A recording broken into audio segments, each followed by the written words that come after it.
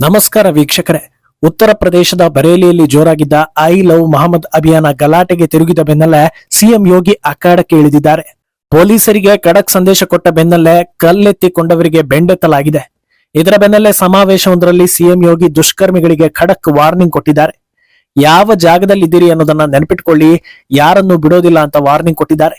ದಸರಾ ಹೊತ್ತಲ್ಲೇ ಈ ಗಲಭೆ ಎದ್ದಿದ್ದು, ಇದು ಹೀಗೆ ಮುಂದುವರೆದರೆ ತಕ್ಕ ಪಾಠವನ್ನ ಕಲಿಯಬೇಕಾಗುತ್ತೆ ಅನ್ನೋ ಸಿಗ್ನಲ್ ಕೊಟ್ಟಿದ್ದಾರೆ. ಏನಿದು ಹೋರಾಟ, ಯಾವ ರೀತಿ ಶುರುವಾಯಿತು, ಯಾವ ಹಂತಕ್ಕೆ ಹೋಯ್ತು, ಇದೆಲ್ಲವನ್ನು ತಿಳಿಸ್ತಾ ಹೋಗ್ತೀವಿ. ಇನ್ನೊಂದೆಡೆ ಲಡಾಖ್ನಲ್ಲಿ ಗಲಭೆ ಏಳೋದಕ್ಕೆ ಕಾರಣವಾದ ಹೋರಾಟಗಾರ ಸೋನಂ ವಾಂಗ್ಚುಕ್ ಬಂಧನದ ಬೆನ್ನಲ್ಲೇ ಸ್ಫೋಟಕ ವಿಚಾರ ಹೊರಬಿದ್ದಿದೆ.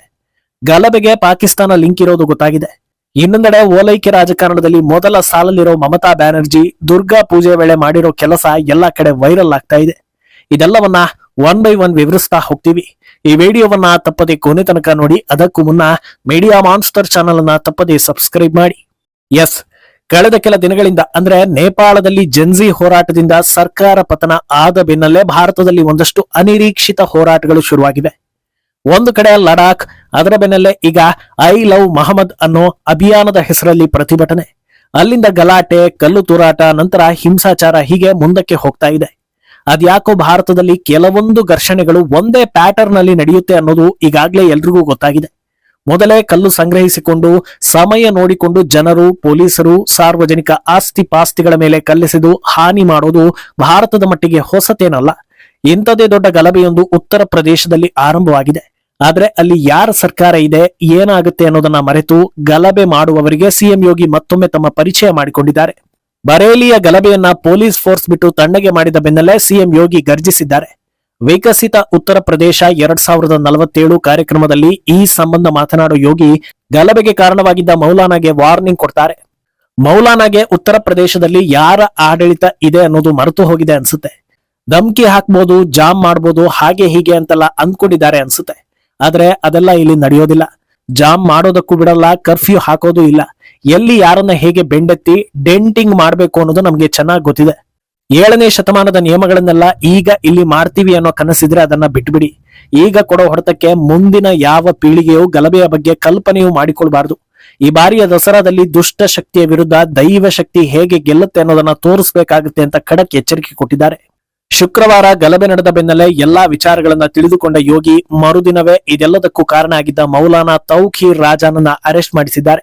ಇನ್ನೇನು ಈ ಬಾರಿಯ ದಸರಾದ ಪ್ರಮುಖ ಹಾಗೂ ಅಂತಿಮ ಘಟ್ಟಕ್ಕೆ ಸಮಯ ಬಂದಿರೋ ಹೊತ್ತಲ್ಲಿ ಇಂಥ ಗಲಾಟೆ ಗದ್ದಲಗಳು ನಡೆಯದಂತೆ ಪೊಲೀಸರಿಗೆ ಕಂಟ್ರೋಲ್ ಮಾಡೋದಕ್ಕೆ ಖಡಕ್ ಆದೇಶವನ್ನ ಕೊಟ್ಟಿದ್ದಾರೆ. ಯಾರೇ ಸಮಾಜದ ಸ್ವಾಸ್ಥ್ಯ ಹಾಳು ಮಾಡಿ ಈ ರೀತಿ ಗಲಭೆ ಎಬ್ಬಿಸೋದಕ್ಕೆ ಯತ್ನಿಸಿದ್ರೂ ಮುಲಾಜು ನೋಡದೆ ಅರೆಸ್ಟ್ ಮಾಡೋದಕ್ಕೆ ಆದೇಶಿಸಲಾಗಿದೆ. ಕೋಮು ಗಲಭೆ ಶುರುವಾಗುವಂತಹ ವಿಚಾರದಲ್ಲಿ ಯಾವ ಕಾಂಪ್ರಮೈಸ್ ಇಲ್ಲ, ಕಾನೂನು ಕ್ರಮ ಮಸ್ಟ್ ಅಂಡ್ ಶುಡ್ ಅಂತ ಸೂಚಿಸಲಾಗಿದೆ. ಈ ಹಿಂದಿನ ಸಿಎಂ ಇದ್ದಾಗ ಗಲಭೆ ಎಬ್ಬಿಸುವವರು, ರೌಡಿಸಂ ಮಾಡುವವರು, ಡಾನ್ಗಳನ್ನ ಮನೆಗೆ ಕರೆಸಿ ಸನ್ಮಾನ ಮಾಡೋ ಪದ್ಧತಿ ಇತ್ತು. ಆದ್ರೆ ಈಗ ಅದೆಲ್ಲ ನಡೆಯೋದಿಲ್ಲ. ಸಮಾಜಕ್ಕೆ ಸಮಸ್ಯೆ ಆಯ್ತು ಅಂದ್ರೆ ಅದಕ್ಕೆ ಬೆಲೆ ತೆರಬೇಕು ಅಂತ ಯೋಗಿ ವಾರ್ನಿಂಗ್ ಕೊಟ್ಟಿದ್ದಾರೆ. ಈಗ ಇದೆಲ್ಲ ಶುರುವಾಗಿದ್ದು ಹೇಗೆ ಅನ್ನೋದನ್ನ ಹೇಳ್ತೀವಿ. ನಿಮಗೆ ಗೊತ್ತಿರೋ ಹಾಗೆ ಕಳೆದ ಕೆಲ ದಿನಗಳಿಂದ ಐ ಲವ್ ಮೊಹಮ್ಮದ್ ಅನ್ನೋ ಅಭಿಯಾನ ಶುರುವಾಗಿದೆ. ಇದರ ಹಿನ್ನೆಲೆ ಏನು ಅಂತ ನೋಡ್ತಾ ಹೋದ್ರೆ, ಮುಸ್ಲಿಂ ಧರ್ಮಗುರು 1500ನೇ ವರ್ಷದ ವಾರ್ಷಿಕೋತ್ಸವ ಹಿನ್ನೆಲೆ ಅಭಿಯಾನ ನಡೆಸಲಾಗ್ತಾ ಇದೆ ಅನ್ನೋದು ಬಹಿರಂಗವಾಗಿದೆ. ಉತ್ತರ ಪ್ರದೇಶದ ಬರೇಲಿಯಲ್ಲೂ ಕೂಡ ಇದೇ ಅಭಿಯಾನ ನಡೆಸಲಾಗ್ತಾ ಇರುತ್ತೆ. ಆದ್ರೆ ಸೈಲೆಂಟ್ ಆಗಿ ನಡೆಯಬೇಕಿದ್ದ ಅಭಿಯಾನದ ಹೊತ್ತಲ್ಲೇ ದುಷ್ಕೃತ್ಯ ನಡೆದಿರೋದೇ ಇಷ್ಟೆಲ್ಲಾ ಘಟನೆಗೆ ಕಾರಣ ಆಗ್ತಾ ಹೋಗಿದ್ದು. ಬರೇಲಿಯ ಇಸ್ಲಾಮಿಯಾ ಗ್ರೌಂಡ್ಗೆ ಸುಮಾರು 1000 ಜನರು ಏಕಾಏಕಿ ನುಗ್ಗಿ ಬಂದಿದ್ದಾರೆ. ಪ್ರತಿಯೊಬ್ಬರ ಕೈಯಲ್ಲೂ ಧಾರ್ಮಿಕ ಘೋಷಣೆ ಇರೋ ಪ್ಲಕಾರ್ಡ್ಗಳು ಇರುತ್ತೆ. ನೋಡ್ತಾ ಇದ್ದಂತೆ ಈ ಹೋರಾಟಗಾರರು ಪೊಲೀಸ್ ವಾಹನಗಳು ಹಾಗೂ ಪೊಲೀಸರ ಮೇಲೆ ಕಲ್ಲೆಸೆದು ಸಿಕ್ಕ ವಾಹನಗಳನ್ನ ಪುಡಿ ಮಾಡ್ತಾ ಹೋಗಿದ್ದಾರೆ. ನೋಡುವಷ್ಟು ನೋಡಿ ಇದು ಕಂಟ್ರೋಲ್ ತಪ್ತಾ ಇದೆ ಅಂತ ಗೊತ್ತಾಗ್ತಾ ಇದ್ದ ಹಾಗೆ ಅಲರ್ಟ್ ಆಗೋ ಪೊಲೀಸರು ದುಷ್ಕರ್ಮಿಗಳ ಮೇಲೆ ಲಾಠಿ ಪ್ರಹಾರ ಮಾಡಿದ್ದಾರೆ.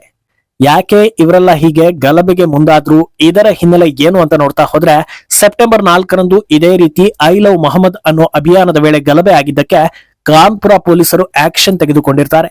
ಅದರ ಮೇಲಿನ ಸಿಟ್ಟಿಗೆ ಮೋದಿಗೆ ಮೆಮೊರಾಂಡಂ ಕೊಡಬೇಕು ಅಂತ ಮೌಲಾನಾ ತೌಖೀರ್ ರಾಜಾ ಖಾನ್ ತಮ್ಮ ಸಮುದಾಯದವರನ್ನ ಹೋರಾಟಕ್ಕೆ ಕರೆದಿದ್ದಾರೆ. ಇದರ ಸಂಬಂಧ ಜಮಾಯಿಸಿದ್ದ ಜನರು ಗಲಭೆ ಎಬ್ಬಿಸಿ ಈ ಹಂತಕ್ಕೆ ತಂದಿದ್ದಾರೆ. ಆದ್ರೆ ಸಿಎಂ ಯೋಗಿ ಫ್ರೀ ಹ್ಯಾಂಡ್ ಕೊಡ್ತಾ ಇದ್ದ ಹಾಗೆ ಇದರಲ್ಲಿ ಭಾಗಿಯಾದವರನ್ನ ಹುಡುಕಿ ಪೊಲೀಸರು ಅರೆಸ್ಟ್ ಮಾಡ್ತಾ ಇದ್ದಾರೆ. ಗಲಭೆ ನಡೆದ 24 ಗಂಟೆಗಳ ಒಳಗಾಗಿ 10 FIR ದಾಖಲಾಗಿದ್ದು ಮೌಲಾನಾ ರಾಜಾ ಸೇರಿದಂತೆ 8 ಜನರನ್ನ ಅರೆಸ್ಟ್ ಮಾಡಲಾಗುತ್ತೆ. ಕಲ್ಲೆಸೆದ ಸುಮಾರು 2000 ಜನರ ಹೆಸರನ್ನ ಪೊಲೀಸ್ ರೆಕಾರ್ಡ್ನಲ್ಲಿ ಬುಕ್ ಮಾಡಲಾಗಿದೆ. ತನಿಖೆ ಮುಂದುವರಿತಾ ಇದ್ದು ಸುಳಿವು ಸಿಕ್ಕವರನ್ನೆಲ್ಲ ವಶಪಡಿಸಿಕೊಳ್ತಾ ಇದ್ದಾರೆ. ಈ ಸಂಬಂಧ ಬರೇಲಿ ಹಿರಿಯ ಅಧಿಕಾರಿಗಳು ಕೂಡ ಪ್ರತಿಕ್ರಿಯೆ ನೀಡಿದ್ದು ಕಾಲ್ ರೆಕಾರ್ಡ್, ವಿಡಿಯೋಗಳು, ಫೋಟೋ, ಗಲಭೆ ನಡೆದ ಸ್ಥಳದ ಸಿಸಿಟಿವಿ ಫುಟೇಜ್ ಎಲ್ಲವನ್ನೂ ಕೂಡ ಪರಿಶೀಲನೆ ಮಾಡಲಾಗ್ತಾ ಇದೆ. ಯಾವುದೇ ಕಾರಣಕ್ಕೂ ಯಾರನ್ನೂ ಬಿಡೋದಿಲ್ಲ ಅಂತ ವಾರ್ನಿಂಗ್ ಕೊಟ್ಟಿದ್ದಾರೆ. ಇನ್ನು ದುಷ್ಕರ್ಮಿಗಳನ್ನ ಅರೆಸ್ಟ್ ಮಾಡ್ತಾ ಇದ್ದ ಹಾಗೆ ಎಐಎಂಐಎಂ ಮುಖ್ಯಸ್ಥ ಅಸಾದುದ್ದೀನ್ ಓವೈಸಿ ಕಿಡಿಕಾರಿದ್ದಾರೆ. ಪ್ರೀತಿ ಹೆಸರಲ್ಲಿ ಪ್ರತಿಭಟನೆ ಮಾಡೋದು ತಪ್ಪ? ಯಾಕೆ ಅವರ ಮೇಲೆ ಆಕ್ಷನ್ ತೆಗೆದುಕೊಂಡಿದ್ದು? ನೀವು ಪ್ರೀತಿಯನ್ನ ಹಂಚೋ ಕೆಲಸವನ್ನ ಮಾಡ್ತಾ ಇದ್ದೀರಾ ಅಥವಾ ದ್ವೇಷವನ್ನ ಹಂಚೋ ಕೆಲಸ ಮಾಡ್ತಾ ಇದ್ದೀರಾ?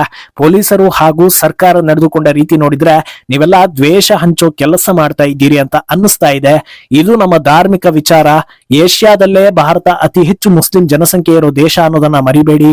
Happy birthday prime minister, happy birthday chief minister ಎಲ್ಲ ಮಾಡ್ತೀರಾ, ಆದ್ರೆ ನಮ್ಮ ಧಾರ್ಮಿಕ ಹಬ್ಬವನ್ನ ಮಾಡಬಾರದಾ ಅಂತ ಪ್ರಶ್ನೆ ಮಾಡಿದ್ದಾರೆ. ವಿಷಯ ಏನಂದ್ರೆ ಇಲ್ಲಿ ಧಾರ್ಮಿಕ ಆಚರಣೆ ಮಾಡಿರೋದಕ್ಕೆ ಯಾರ ಮೇಲೂ ಆಕ್ಷನ್ ತೆಗೆದುಕೊಂಡಿಲ್ಲ. ಪೊಲೀಸರ ಮೇಲೆ ಕಲ್ಲೆಸೆದು ದಾಂಧಲೆ ಎಬ್ಬಿಸಿದ್ರು ಅನ್ನೋ ಕಾರಣಕ್ಕೆ ಮಾತ್ರ ಆಕ್ಷನ್ ತೆಗೆದುಕೊಂಡಿರೋದು. ಕಲ್ಲು ಎಸೆಯದೇ ಇದ್ದಿದ್ರೆ ಧಾರ್ಮಿಕ ಆಚರಣೆಗೆ ಯಾವ ತೊಂದರೆಯೂ ಆಗ್ತಾ ಇರಲಿಲ್ಲ ಅನ್ನೋದು ವಾಸ್ತವ. ಇನ್ನು ಈ ಅಭಿಯಾನ ಉತ್ತರ ಪ್ರದೇಶ ಮಾತ್ರವಲ್ಲದೆ ಮಾವ್, ವಾರಾಣಸಿ, ಮೊರಾದಾಬಾದ್, ಉತ್ತರಾಖಂಡ್, ಕರ್ನಾಟಕ, ಗುಜರಾತ್, ಬಿಹಾರ್ ಮತ್ತು ಮಹಾರಾಷ್ಟ್ರದಲ್ಲೂ ಕೂಡ ದೊಡ್ಡ ಮಟ್ಟದಲ್ಲಿ ನಡೀತಾ ಇದೆ.